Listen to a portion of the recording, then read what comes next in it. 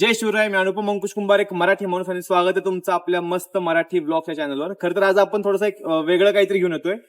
आपली जी गाडी आहे अप्सरा MT-15 व्हर्जन 2.0 आहे माझ्याकडे. त्याचा ओनर्स रिव्ह्यूज तुमच्यासाठी घेऊन आलोय, कारण की अनेक जणांचं स्वप्न असतं ही गाडी, जसं माझं देखील स्वप्न होतं. पण नेमकं ही गाडी कोणी घेतली पाहिजे, कोणासाठी ही गाडी सुटेबल आहे, खरंच वर्थ इट आहे का त्या प्राइसला ही गाडी, किंवा या गाडीमध्ये चांगल्या गोष्टी काय, वाईट गोष्टी काय, या सर्व गोष्टींवर आपण आज ऑनेस्टली बोलणार. म्हणजे माझी गाडी म्हणून फक्त कौतुकच करणाऱ्या गाडीचं असं काही नाही, तर या गाडीमध्ये काही बारकावे देखील आहेत जे आपण गोष्टी लक्षात घेतल्या पाहिजेत.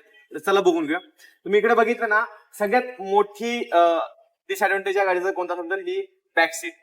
जो कोण मुलगा किंवा मुलगी मागे बसणार त्याला कम्फर्टेबल अजिबात नसतं या गाडीवर, कारण की तुम्ही व्हिडिओमध्ये बघता एवढीच बॅक सीट आहे, एवढीच बॅक सीट आहे. त्याच्यामुळे खूप जास्त कम्फर्टेबल अशी गाडी बॅक सीट वाल्याला नाहीये. पण ऍज अ तुम्ही कोणत्या मित्राला घेऊन किंवा तुमच्या फॅमिलीला घेऊन जर लांब कुठतरी ही गाडी घेऊन जायचा विचार करत असाल तर हे तुमच्यासाठी गाडी बनलेली नाहीये. या गाडीचा तसा हेतू नाही, गाडी फक्त सोलो रायडिंग साठी बनलेली आहे. दुसरी अजून एक गोष्ट जी मला आवडली ना, ती गाडीची बिल्ड क्वालिटी. म्हणजे गाडीला हलकं करण्याच्या नादामध्ये गाडीचा खूप खराब बिल्ड क्वालिटी आहे असं मला पर्सनली वाटतं. जर चुकून या गाडीचा कुठे ऍक्सिडेंट वगैरे झाला, गाडीला थोडं तरी डॅमेज झालं, तर खर्च खूप जास्त गाडी काढणार आहे. फक्त हे जे समोरचं टाकी आहे, पुढचं मडगाड आहे, खूप खराब क्वालिटीचा आहे. बाकी हा जो रोड आहे, सपोर्ट रोड गाडीला दिलेला आहे, हा रोड खूप चांगल्या क्वालिटीचा गाडीने दिलेला आहे, कारण इथं पकडून एखादा माणूस बसला मागचा तर कम्फर्टेबल बसतो. इथे एक रोड दिलेला आहे, हे फायबर आहे साईडचं, पण हा एक रोड आहे सपोर्ट सीटला, तो देखील रोड खूप उत्तम दिलेला आहे गाडीला. त्याच्यामुळे ओव्हरऑल बघायला गेलं तर जी मेन बॉडी आहे, जे शो करण्यात आलेला आहे गाडीचा, तो खूप खराब क्वालिटीचा आहे गाडीचा. बाकी हे हा रोड आणि हा रोड जो खरंच सेफ्टी पर्पजने गाडीला दिलेला आहे, तो रोड खरंच खूप चांगली, ती उत्तम क्वालिटी वाटते. आता सांगायला गेलं तर मला एवढे दोनच गोष्टी या गाडीच्या थोड्याशा निगेटिव्ह साईडला वाटतात. बाकी गाडी सगळे ओव्हरऑल खूप चांगली भेटते.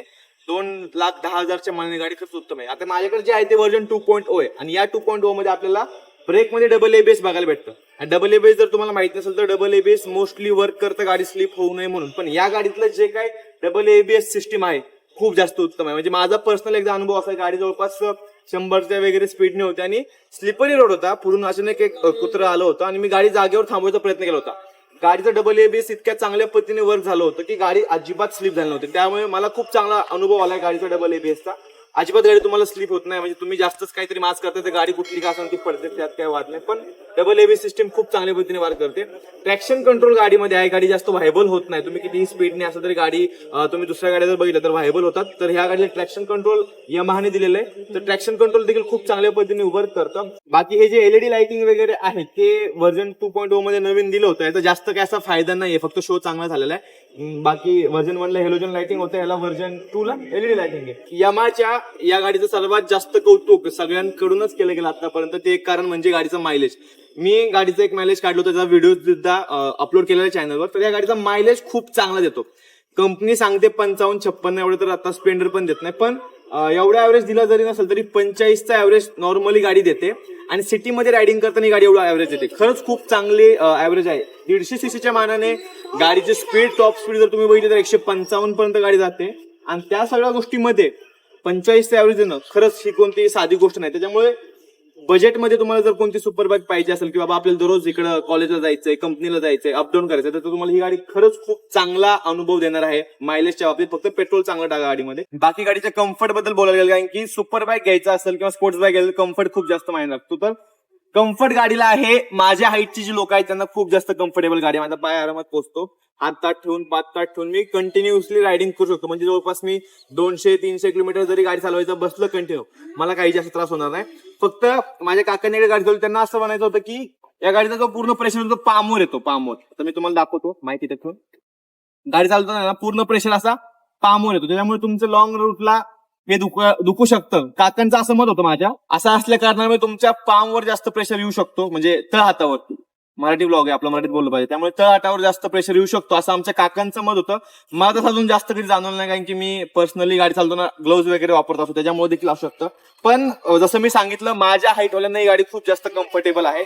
किंबहुना माझ्यापेक्षा छोट्या हाईटवाल्यांना देखील ही गाडी कम्फर्टेबल असू शकते, कारण गाडी खूप हलकी आहे, चालवायला सोपी जाते. पण माझ्यापेक्षा जास्त हाईट ज्यांची आहे, म्हणजे जवळपास 6 फूट 2 इंच फूटचे किंवा 6 फूट 1 इंच फूटचे जे आहेत, त्यांना ही गाडी शोभूनच दिसत नाही. म्हणजे गाडीचं संपूर्ण जर तुम्ही बघितलं तर लुकवर या गाडीने सगळं मार्केट खाल्लं होतं 150 सीसी मध्ये. पण माझ्यापेक्षा हायटेड मुलगा जर या गाडीवर बसला तर ते अजिबात चालू शकतो. माझ्यापेक्षा कमी हाईट असेल, गाडी कम्फर्टेबली तुम्ही चालू शकता. माझी एवढी हाईट असेल तर तुमच्यासाठीच गाडी बनली असं समजा. जसं मी म्हणलं की ही गाडी 6.1च्या पुढच्यानं चाललीच नाही. तर माझी हाईट 5.9 आहे. 5.3 पासून ते 6.1 पर्यंत जे हाईट आहे त्यांना ही गाडी उठून दिसेल.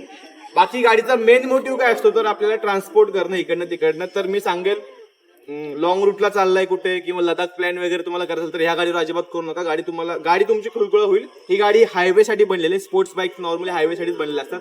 गाडी हायवेसाठी बनलेली आहे, ट्रॅफिक मध्ये काढण्यासाठी बनलेली गाडी आहे. त्यामुळे त्याच अनुषंगाने तुम्ही गाडी वापरा. बाकी या गाडीने जसं मी सुरुवातीला म्हटलं मार्केट जर उचललं असेल या गाडीने तर कशामुळे तर 150cc मध्ये सगळ्यात चांगला लुक या गाडीचा MT-15चा. मी उगाच माझ्या गाडीला अप्सरा बोलत नाही, गाडी दिसते अप्सरासारखी. दुसरं कारण म्हणजे गाडीचं मायलेज जे आहे 45 किलोमीटर, 150cc मध्ये सर्वात जास्त मायलेज ही गाडी देते आता. त्याच्यामुळे या गाडीने मार्केट उचलले. तर या दोन गोष्टी मनात ठेवून तुम्ही गाडी बाय करायला जावा. बाकीचे तुम्हाला कारण जसं मी म्हणलं तुम्हाला मागं कुणाला जर बसून लॉंग रूटला जायचंय शक्य नाही, खूप त्रास होईल मागच्याला. किंवा तुम्हाला लॉंग रूटला लडाखला वगैरे जायचं शक्य नाही, खूप त्रास होईल मागच्याला. आणि अजून एक गाडीचं सर्वात उत्तम फीचर VVA. इकडे VVA सिस्टीम दाखवतो. मला VVA सिस्टीम दाखवायचं खूप जास्त महत्वाचं आहे गाडीचं. तुम्ही बघू शकता गाडी आता न्यूट्रल आहे, त्याच्यामुळे आपण गाडी चालू करतोय या ठिकाणी. आता गाडी चालू केल्यानंतर तुम्ही बघा इथे VVAचं ऑप्शन क्रिएट होईल. ज्यावेळी गाडी आपल्या 700 RPMच्या पुढे गाडी रेस करायला लागते तेव्हा गाडीचं VVA चालू होतं. ही तुमची नॉर्मल स्पीड झाली, ह्या स्पीडवर तुम्हाला ॲव्हरेज देते गाडी. आणि हे आलं तुमचं VVA. हे जे VVA आहे, VVA सिस्टीम फक्त MT-15ला आणि R15ला दिलं होतं यमाने. आणि या सिस्टीमचा सर्वात मोठा फायदा काय देतो तुम्हाला ॲव्हरेज. आणि गाडी आपण किती स्पीडने मिळवली, तुम्ही 700 RPMच्या वरती जाऊन तुम्ही गाडी चालवताय, टॉप स्पीडला गाडी घेऊन जाते, तरी देखील तुमची गाडी मायलेज कमी देत नाही, गाडीचा मायलेज थोडा जातो. इंजिनमध्ये एक सिस्टीम चालू जेणेकरून चांगल्या पद्धतीचं ऑइलिंग इंजिनमध्ये त्या पद्धतीने दिलं जातं. आणि त्यानुसार हे VVA सिस्टीम जे यमाने लॉन्च केलं होतं या दोन गाड्यांमध्ये खरंच खूप चांगलं आहे. मी जसं म्हणलं दोनच कारण त्याला, तर हे तिसरं कारण असू शकतं VVAचं. कारण की VVA सिस्टीम फक्त R15ला आणि MT-15ला यमाने दिलेलं, तर हे खरंच खूप उत्तम कारण आहे. बाकी तुम्ही गाडीचा जर आवाज ऐकायचा असेल तर मला तर लय आवडतो आवाज. जसं VVA चालू होतोय गाडीचा आवाज ऐका. नॉर्मल आवाज आहे आणि VVAचा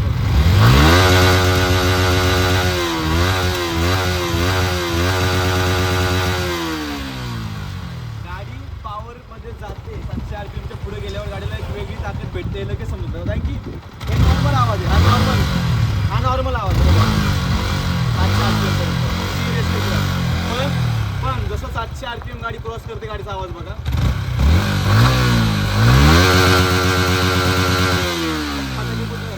एवढं भारी वाटतं कधी कधी हायवेला असताना गाडी चालवताना. तुम्हाला गाडी घ्यायची असेल नक्की घेऊ शकता. आता एक नवीन व्हर्जन आला, मी आता शोरूम मध्ये येताना बघितलं. नवीन व्हर्जन मध्ये व्हर्जन 3.0 आलेलं आहे MT-15चं. त्याच्यामध्ये तुम्हाला पार्किंग लाईट भेटते, म्हणजे LED लाइटिंग मध्ये तुम्हाला पार्किंग लाईट दिले आहेत. अजून काय 2-3 मोठे छोटे फरक आहेत, मोठे फरक असे काय नाहीत.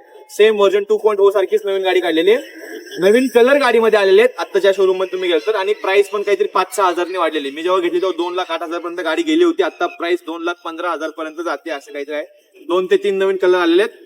बाकी गाडी आहे तशी आहे. तुम्हाला गाडी घ्यायची असेल तर मला कमेंट्स मध्ये नक्की कळवा. तुमच्याकडे तुमची MT-15 असेल तर तुमचा अनुभव काय हे देखील मला कमेंट्स मध्ये नक्की कळवा. चॅनलवर नसेल तर चॅनल नक्की सबस्क्राईब करा. असंच आपण आपल्या गाडीबद्दल किंवा वेळ भेटलीच तर दुसऱ्या गाड्यांबद्दल देखील नक्कीच बोलू. आणि असेच नवीन नवीन ब्लॉग्स बघण्यासाठी चॅनल नक्की सबस्क्राईब करा, बेल आयकॉनला नक्की क्लिक करा. जय जिजाऊ, जय शिवराय, जय शंभूराजे. धन्यवाद. एकदा ऐकून जावं हे.